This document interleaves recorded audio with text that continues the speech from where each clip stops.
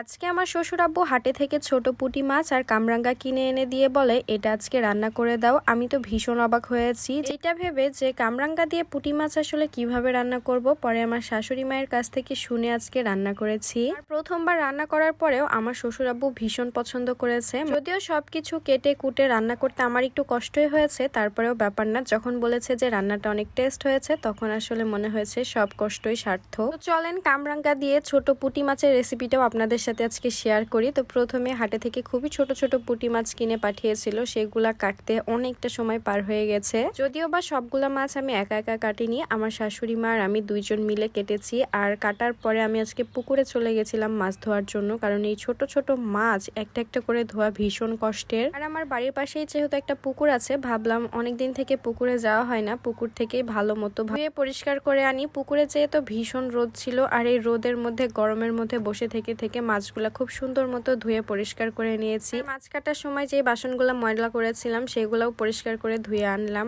আর এতটুকু মাছের মধ্যে অল্প একটু রেখে দিব আর অল্প একটু রান্না করব, কারণ এই কামরাঙ্গা দিয়ে ছোট মাছ আমি জীবনে কোনোদিন রান্না করিনি, কেমন টেস্ট হবে এইটা ভেবে ভাবলাম যে অল্প একটু রান্না করি, টেস্ট হলে আবার রান্না করা যাবে। তো এখানে আমি বেশ কিছু আলু কুচি করে নিয়েছি, পেঁয়াজ মরিচ সবকিছুই দিয়ে দিলাম। তারপর এখানে আদা রসুন জিরা বাটা 2-3 চামচ দিয়ে দিলাম। আর আজকে রান্না হবে আমারই পেজের সেরা স্বাদের মশলার সব মশলা দিয়ে। তো আমরা একটু হলুদ বেশি খাই, যার জন্য আমি 1 চামচের একটু বেশিই দিলাম।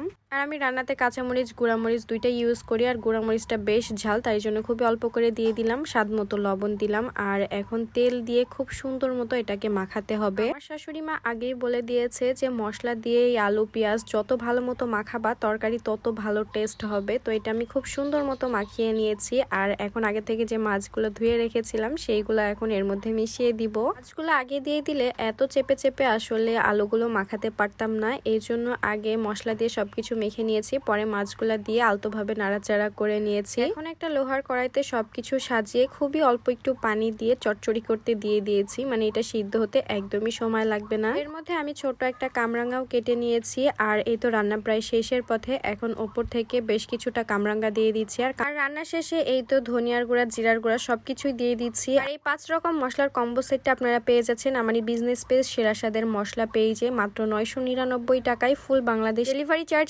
একদম ফ্রি। পেজটা আমার ভিডিওর ক্যাপশনে মেনশন করা থাকবে। আর এই তো রান্না প্রায় কমপ্লিট, সব রকম মশলা দিয়ে আমি নেড়েচেড়ে মিক্স করে নিলাম। রান্নায় অথেন্টিক ফ্লেভারের জন্য একদম সেরা স্বাদের মশলা বেস্ট। যারা নিয়েছে অনেক ভালো ভালো রিভিউ দিয়েছে, অবশ্যই সবাই চেক করে নেবেন। তো রান্না শেষে এখানে আমি সবকিছু টেস্ট করে দেখছিলাম যে ঠিকঠাক আছে কিনা। আর আমার শ্বশুর আব্বু একদম এরকম লাল লাল চচ্চড়ি খেতে চেয়েছিল। আর রান্না শেষে সত্যি এটা এত বেশি মজার হবে এটা আমি নিজেও ভাবিনি। আমার শ্বশুর আব্বু তো ভীষণ পছন্দ করেছে। আর আপনারা যারা কোনোদিন রান্না করেননি একবার হলেও ট্রাই করে দেখবেন। আর আপনারাও কেউ রান্না করলে অবশ্যই আমাকে কমেন্ট করে জানাবেন। তো যাই হোক, আজকের ভিডিওটা এখানেই শেষ করছি। ভালো থাকবেন, সুস্থ থাকবেন, আল্লাহ হাফেজ।